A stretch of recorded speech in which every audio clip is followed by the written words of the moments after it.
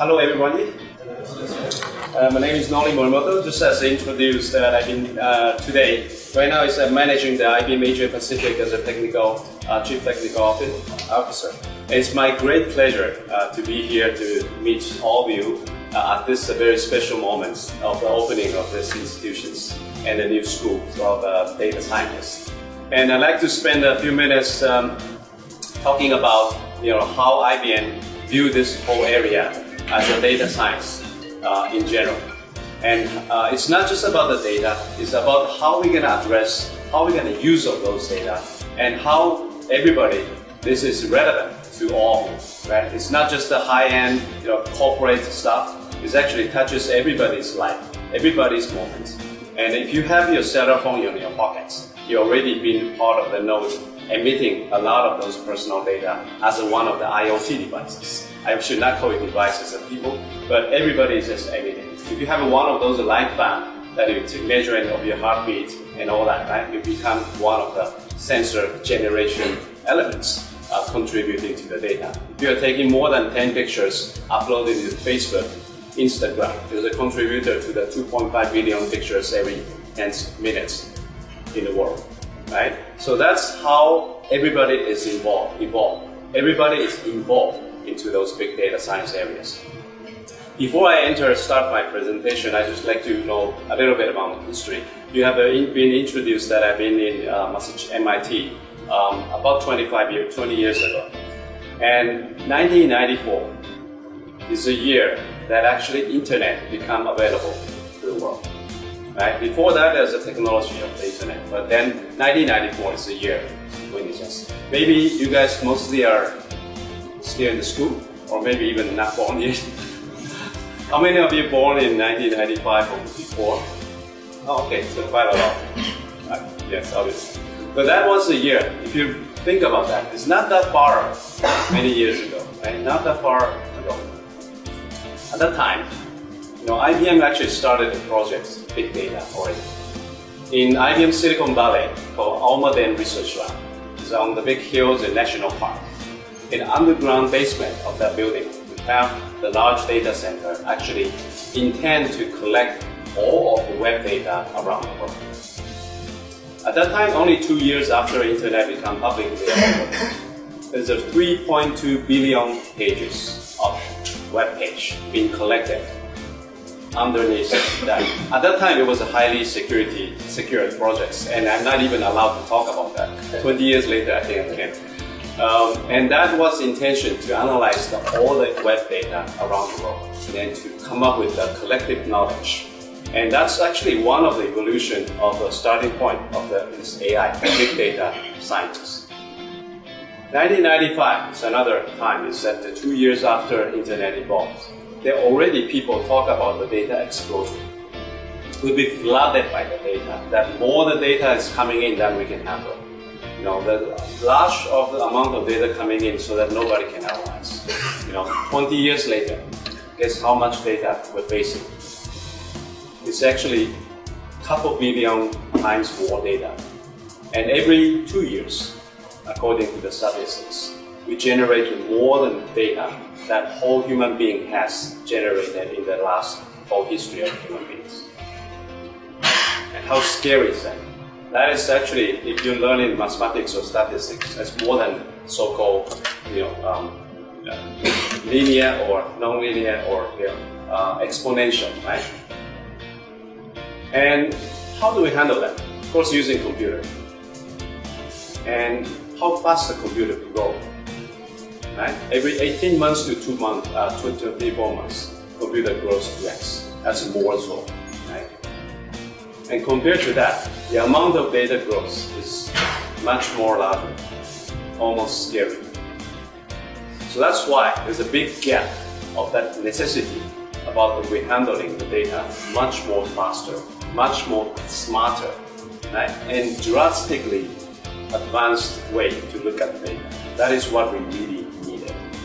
And you can be so more excited at this to live in this moment, in this world, and you're about to learn or already experts, doesn't matter. It's the most exciting moment for people who ever touches the data. And there's been no more, I cannot stress more than how important this is. And so talking about the, employee rate, this room, I guarantee this 100% get the job. There's no way that if you leave it out after you learn all those things. Okay, so let me just take you through a few slides about the evolution of that, right? So we talk about this data is coming in, and I talk about the evolution of data is growing. Right now we're here. We already talked about that, we'll not be able to handle all the data we have. And this time is about now. And the data explosion I talked about 1995 is way beyond. And this green part of the data is called structured data. That's how those data fits into the columns, rows, and then with the properly labeled structure. That is called structured data. That's the data we know. That's the data computer can handle today, right? So what are these all blue part of the data? It's called unstructured data. Unstructured data including speech, voice, image, those kind of things. And which used to be is very difficult to handle by computer. Of course you can collect it, you can show it, but analyzing, understand what does that mean, and compute and calculate it takes a lot of smartness. And that's why this evolution of artificial intelligence, or so-called cognitive computing areas come up. So that's a totally different way of handling the data compared to the structured data that we know how to crunch the number. And unstructured data, we need some additional new smart way of understanding data. And that's where we start evolution, IBM, on this whole cognitive computing areas. Oh, by the way, this here, 44 zettabytes is 2020. It's not that far away, it's 4 years, only 4 years. We'll get to the 44 zettabytes. And zettabytes is somewhere, have a 21 zeros after 44. So, difficult to handle, as you can imagine. So this is what it is today, right? Because this is about, according to the statistics, about the 10% of data, only 10% of data is visible to computer. Right? Meaning that among all the data we collected, there's only 10% that computer can analyze and try to make sense of it. It's almost equivalent to only have a 10% slice of the picture. If you think that 10% is enough or 10% is not enough, right? If you look at that this way, you're looking at one piece of 10%. But if you look at the other different way of 10%, you may see nothing. So you have to know where to look for the data. You have to know right before you even analyze it. And this data window, by the way, if the data amount gets 10% more higher, which means that your window is getting 10% narrower, right? So imagine you have a smallest, best piece of window. No matter you like it or not, right? This is not unavoidable. If you even say I don't care about those data increasing, that's fine. However, the data depends on, it doesn't matter that you like it or not, data is increasing. So that your window is getting narrower. And it might, by the time you analyze the whole picture, it may look like this, which might seem natural. So we need a totally new way of understanding the data, which is we call cognitive computing. Cognitive computing is not only crunching the number, you have to understand the problems, come up with the reasoning, and continuously learning as the new data and new knowledge being refreshed. And also categorized with the artificial intelligence, but there's a different level of artificial intelligence. And one level is AI, is talking about the fixed problems, which is like a chess game we played maybe 20 years ago, or like a Go game we play, or other board games kind of thing. This is human decided all the rules. And all the matrix is limited spaces. Even is a large space like a 19 by 19 is quite a big space for Go game, right? And however, there's only limited space, black and white dots. You're not allowed to put the pink dots there in the Go game, right? You cannot put the dots in between the grades. You have to fix it. So that's a kind of fixed problems. It still has millions of the options to need to be calculated and understand it, but it's a fixed one. So that's one class of AI. The other class of AI is analyzing the knowledge and come up with a Q&A, an appropriate answer to the question, answering the human. And that is what Watson is doing. And I'll talk more about that in Watson.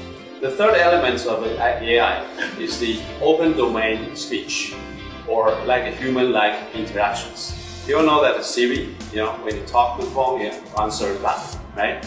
That is but if you spend more than 3 minutes talking about that, it might get bored. Because after all, it will ask you, say, here's the web page, go find yourself. Right? That's pretty much a limitation today. But even that is very, very good compared to many years ago that we have this very primitive things, right? So those are things all advanced, but it's still a long way to go between now and we can, differentiate that from the human being and machines. And it is a way of expression called Turing test. Turing test is Alan Turing's when who invented the modern computer in the 1940s. And at that time, there already artificial intelligence concepts came up. No matter how it is, right? You can put the human idea of thinking into the mathematical representation. Machine can be thinking like human, right? So that's the original concept. And by the time if you put the human and machine behind the wall and you start to communicate with them with the text, if you cannot distinguish whether it's a human or machine, that means you pass the Turing test. Okay? 70 years later, still no one passed the Turing test. Right? It's a very tricky thing that you can ask, right? What's your name? Right? If you will go to what is the movie you like, or something like that. Right? If you don't have an idea or concept or those sentiments, those are the very, very tough question to answer. So that's still today is a conceptual thing, like Turing test. However, this is the third element is trying to pass that, which is very, very elegant stuff to deal with. But for the data scientist areas, what you really like to focus is this middle part of the applications, which is a collection of a large amount of data and make sense of it and come up with the appropriate, useful answer to the practical questions. That's what this generation of AI is evolving. Okay? And I probably shouldn't spend too much time on talking about the AI, but like just a few steps of that, just for your benefit of understanding the history, is that between the 40s and 90s, the modern computer is invented.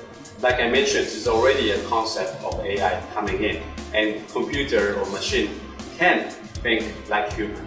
If we can successfully put all those concepts and data into the mathematical representation. So that's the original concept. In the 80s, right, there's a new AI boom came.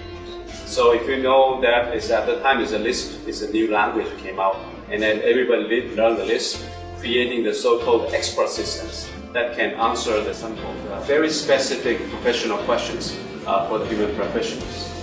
And another generation of AI boom came in around the 90s, and it's mainly around the so-called operational research. Right? It's already involving the machine learning technologies and data mining technologies that can associate and make sense of those things that are relevant together. Right? One very, very typical example is the shopping cart things. Right? They analyze all the post data and so figure out the interesting combinations. There's a lot of combinations that when people buy beer, they will buy some special thing together.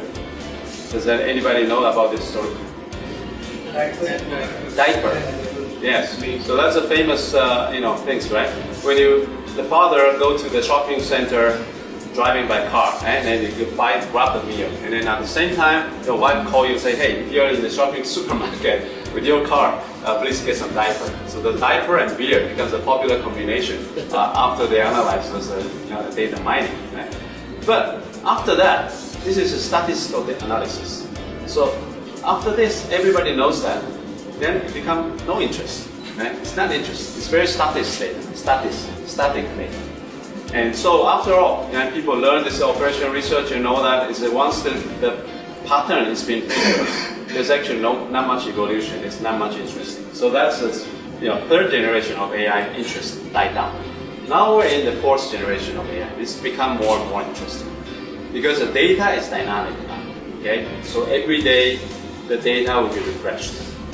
And this is the artificial intelligence, starting analyzing, using those data which are likely updated and come up with the answer. And this answer may change as the data change, right? And also the machine and systems continuously learning. It's not programming, it's a learning. So that's whole difference about this new era of computing that we are facing. And why now?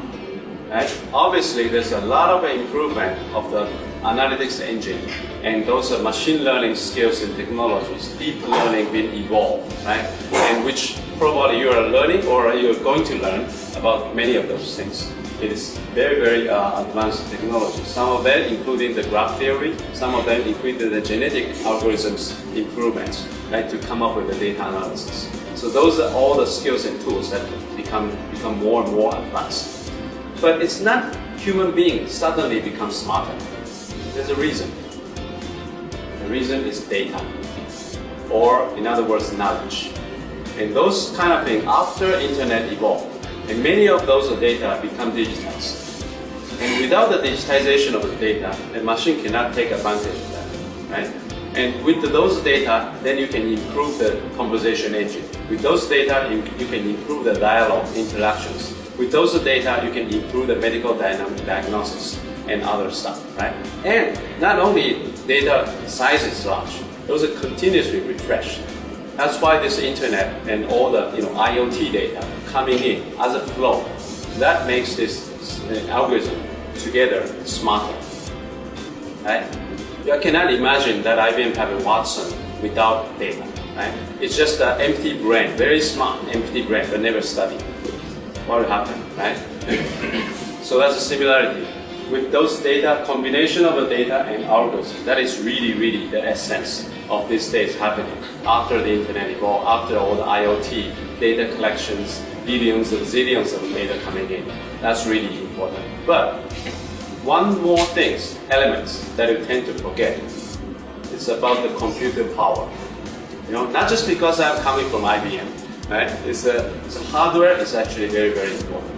You can imagine that if you have 1,000 times more data, what would you do? You need 1,000 times more computing power to compute it, right?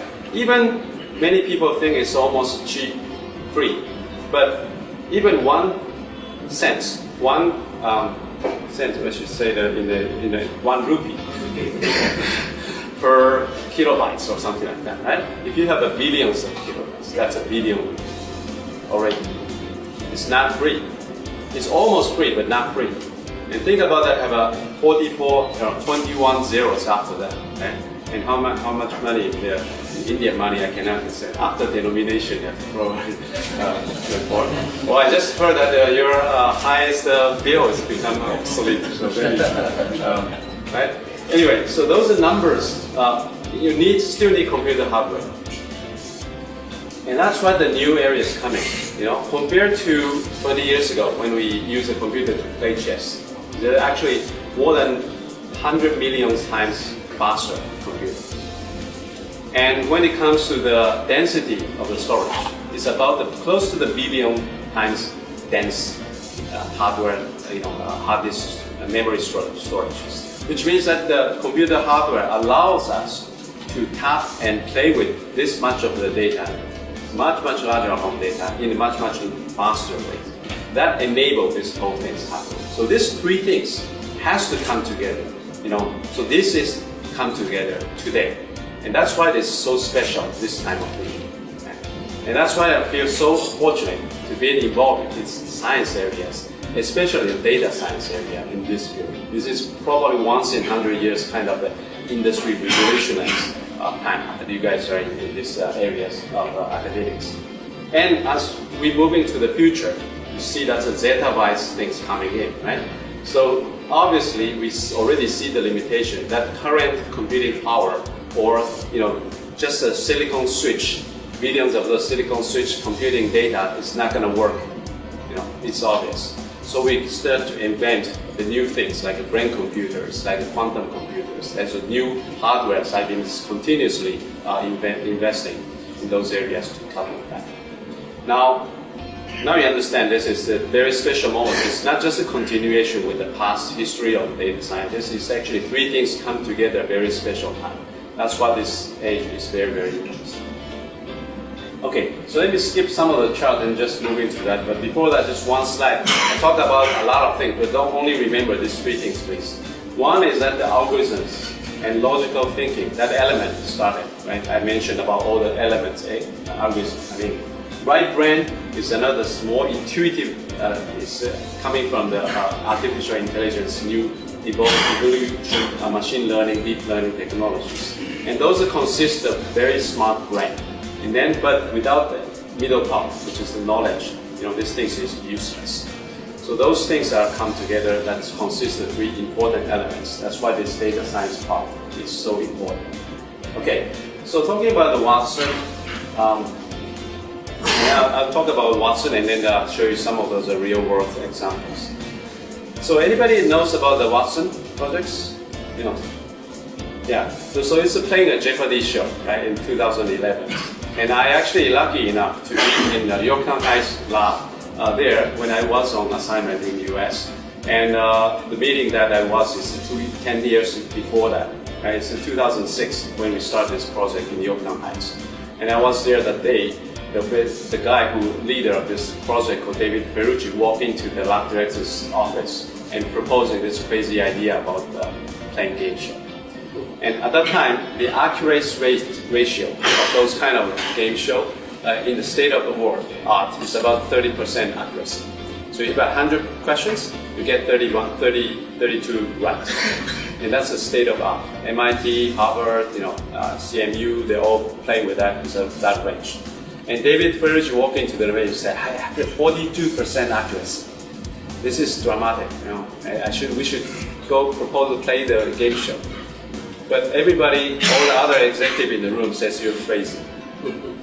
Because the game show champion like this, Brad, and those Scott, these guys have a 92% accuracy. And especially this guy called Brad in the room, right, has a special pictorial memory. So at the interview he says, I remember everything I read, everything I hear, everything I see in the picture. How tired that would be. Imagine you have that kind of brain, it must be very tired. Anyway, so this guy is like that. So if he flipped all the baseball almanac or sports almanac and put it down, and any sports related question coming in, he can just immediately push the button and says, I know the answer. And then he can think about it after you hear the question and answer it.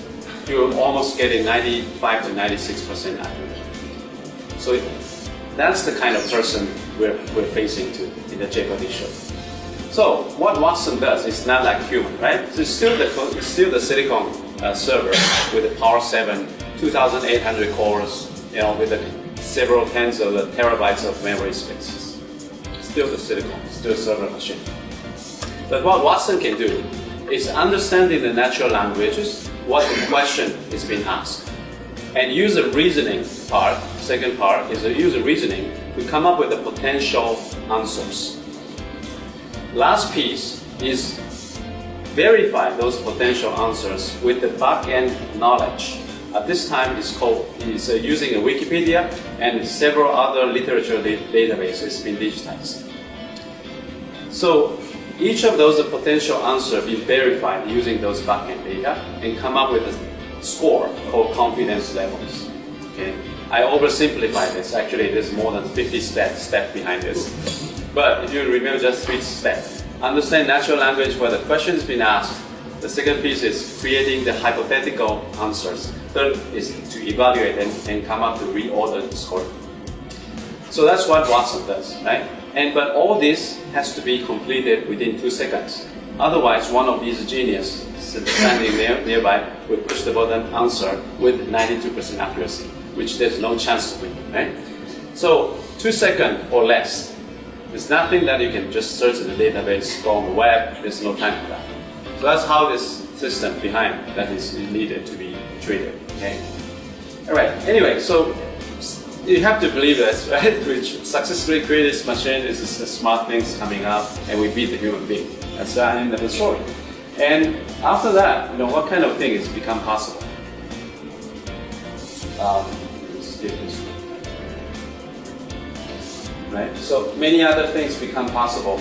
And things like analyzing the large amount of the social data, trying to come up with a sentiment, probably one of the famous things.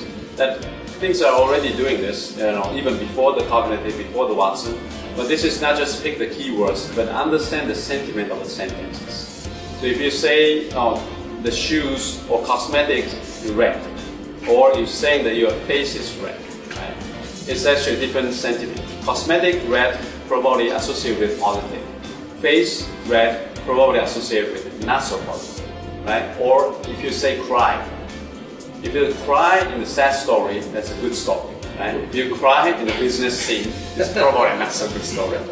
So you have to understand all the analyzing those, not only the keywords, but also in the context. And that's actually more complex than you can think of. But including those sentiment analysis or the groupings, technologies, and make it available to analyze massive billions of incoming tweets or social media tweets or natural languages come up with sense making. Another useful example is analyzing incoming data of the insurance claims.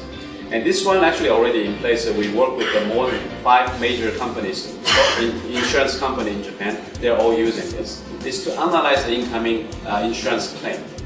And some of those claims, including the mistake, or error, some of these are intentional fraud claim.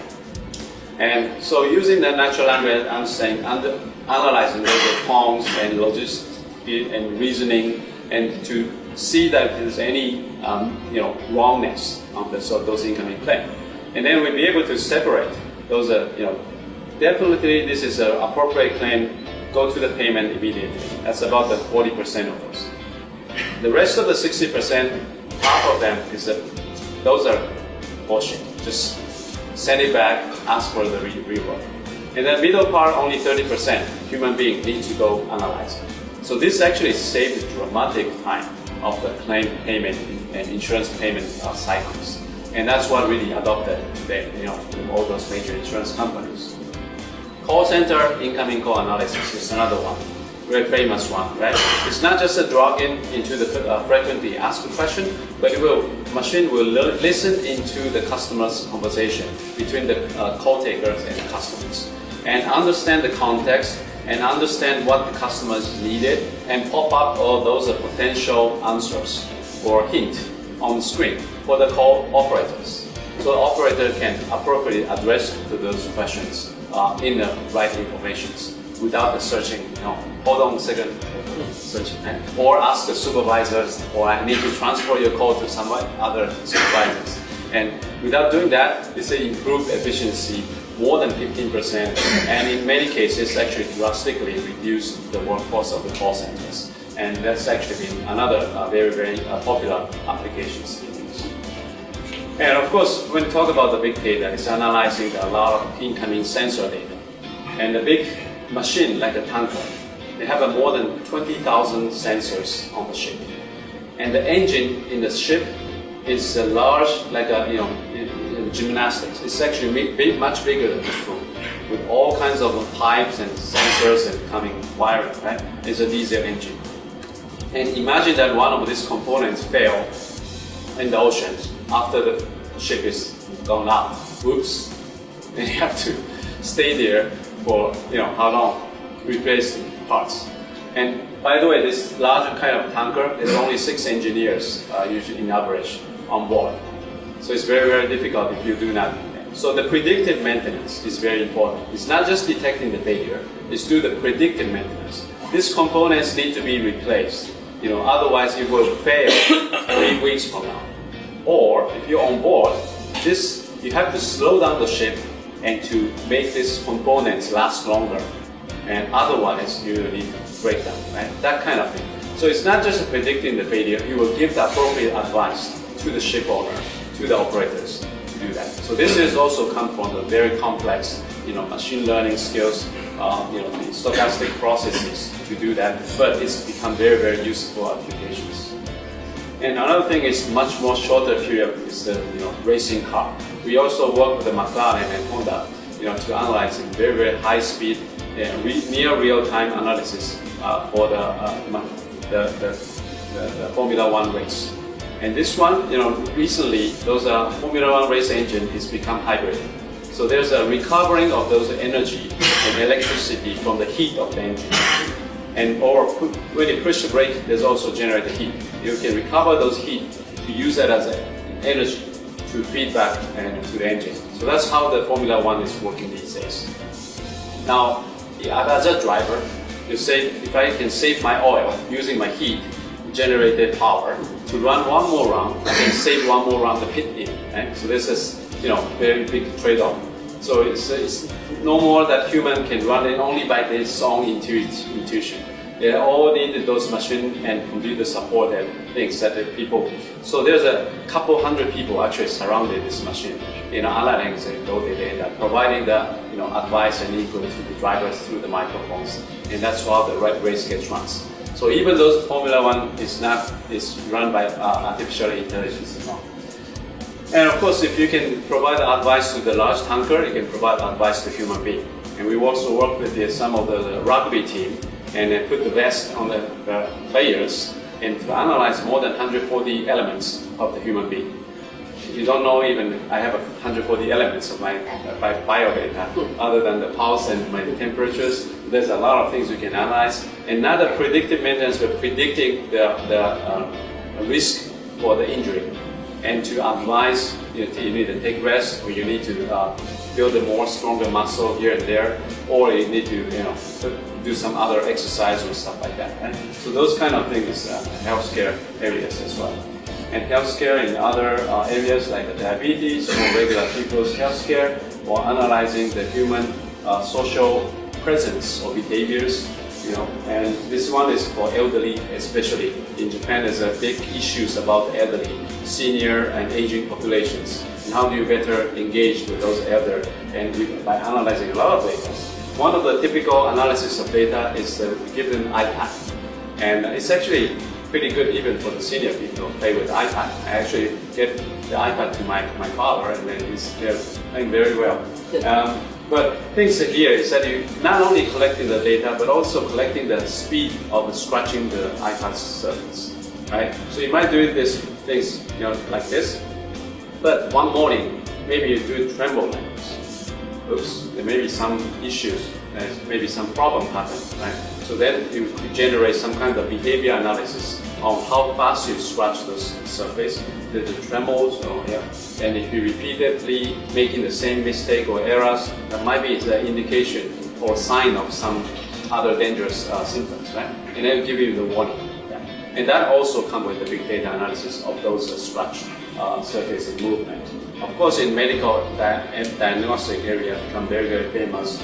And there's more than 300,000 articles, or more than 3,000 new articles every day coming up. There's no physicians or doctors can read all those information, providing the accurate update for that. Right?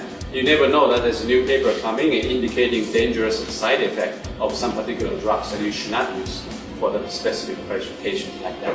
And with this new AI systems, right, you'll be able to continuously refresh your backend data, and you generate the hypothetics, and you refer to those latest data generated in the world, and to be able to use into the useful daily reactions when you need it. Medical diagnostics, genomic analysis, and even analyzing the genomics of those coffee beans, right? I said to help build better, genetic characteristics. And we also have another excellent for the food and food truck, analyzing the new components of the ingredients of the food, and then to come up with the ideas for the new, dishes for the sense. Right? And right now we also build in Washington D.C. have another project. It's running the Unmanned Hop. And it's totally autonomous vehicles, but also have AI inside, and then to be able to answer and interact with the human and then the conversation. You can just hop in on one of those cars, say please go to somewhere, and then, or tell me where's the great Italian restaurant around, and then they will react and talk to you back and then make a reservation for you and come pick me up at a particular location 7 p.m. something like that, right? So that's an experiment thing, but it's already running in the part of the city in the Washington DC. If you happen to be there, you may want to drop us. All right, so those are. I don't know how much is like a lot of time. Okay. So maybe just the last one, right? So I talk a lot about the computer science, data generates, and this is still evolving. And as we are, we need to have a lot of the advanced technologies, including the data scientists that you're learning, but also the new technologies I mentioned about the quantum computing, the other analysis computing. But that's the scientific computer science part of approach. The other part of approach is that to study about the human brain. So what ultimately we're trying to do is to build a similar system like a smart human, right? That's what people do. And in your whole life until now, you don't know how many literature you read, how many TV program or YouTube video you watch, right? That's the collective knowledge that's stored in your brain. And then you answer the question, with your idea, right? And you thought it's your idea, but it's actually a collection of many things that input to your brain. So how do we build a similar thing like that? How do we build if we can build a pictorial memory guide brain? Easy machine. Isn't that be wonderful, right? So imagine that people with the Jeopardy machine that we built with the silicon and memories, that takes about 200 kilowatts power to play. 200 kilowatts. And you have any idea that how much power that your brain consumes? Any idea? Is that more than the light bulb or less? Huh? Less? Yeah, so if the light bulb is 60 watts, let's say, 60 watts, light bulb. Is your brain is the consumer more than that or less than that? Less. Yes. Human brain is about 18 watts in average. So it said 20 watts, right? So 20 watts versus 200 kilowatts, right? So that's the amount, So it's about tens of thousands of more power consumed. Now, if we can successfully build the mechanically similar to human brain, would not be bad. So this is the idea we came up to build a chip called TrueNOS. And this one has about 1 million neurons inside and built in silicon. So it's not exactly like human brain, but it's part of simulating that. And the big difference of this chip to the conventional computer CPU is that the cycle time.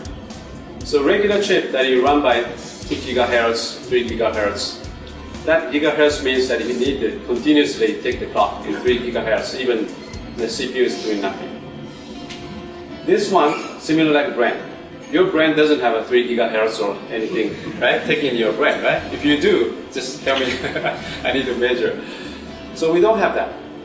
All we do is that when there's some stimulation coming, you spark. When the stimulation coming, spark. It's just a continuous of those stimulate, spark, stimulate, spark. That's what human brain does. That's why it's so low power, right? We don't need to operate all the time with a couple of those clocks. And that's what this chip is being inspired. So with 1 million neurons equivalent to this one of these yellow chips in here, it takes about 1,000th less power than the conventional computer chips. Okay, so this altogether about 16 million neurons on this board, right? But it's still about tens of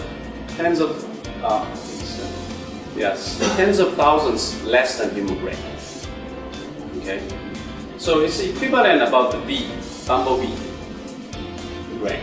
It's so insignificant, right? You can just hit it and that. It's so insignificant. But take a little bit think about the bee's brain. Bee has 5 eyes, either 2 compound eyes and then 3 single eyes, sensing the light strengths. And those eyes can actually sensing the images and so on, right? And there's also scientific study saying that bee can recognize human face.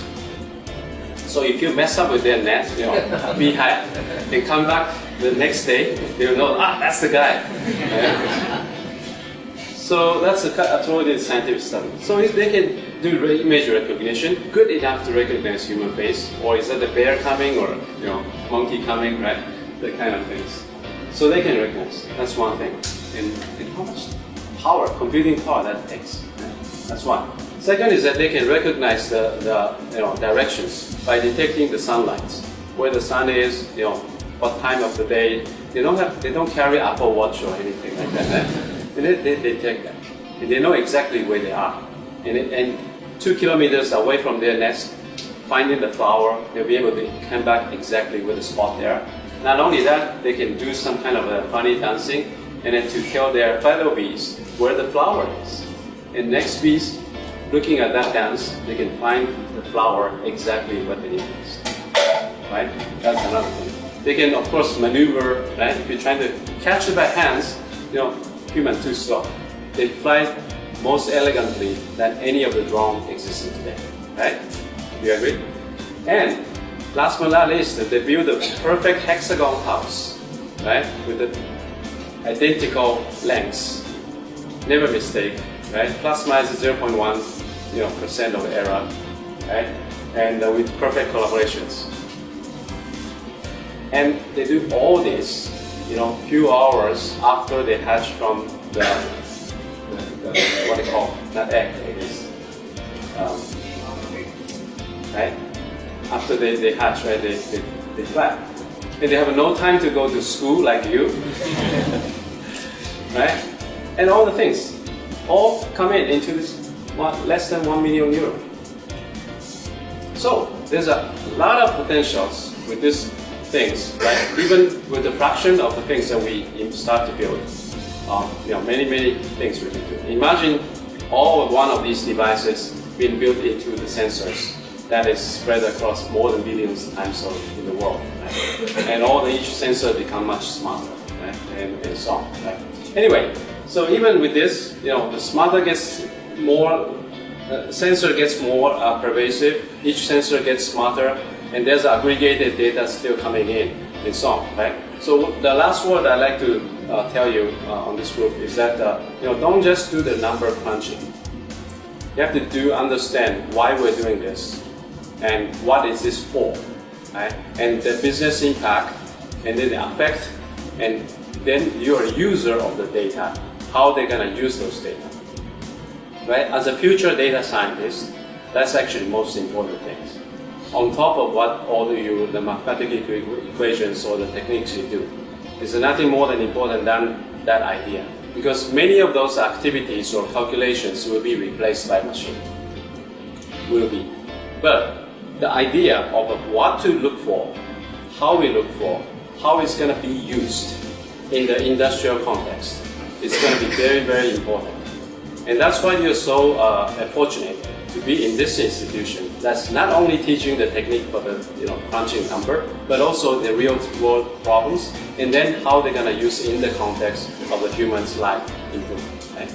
So that's really the great opportunity here. And lastly, just thank you for your attention, and it's my great pleasure to be here, and good luck to all of your futures. Thank you.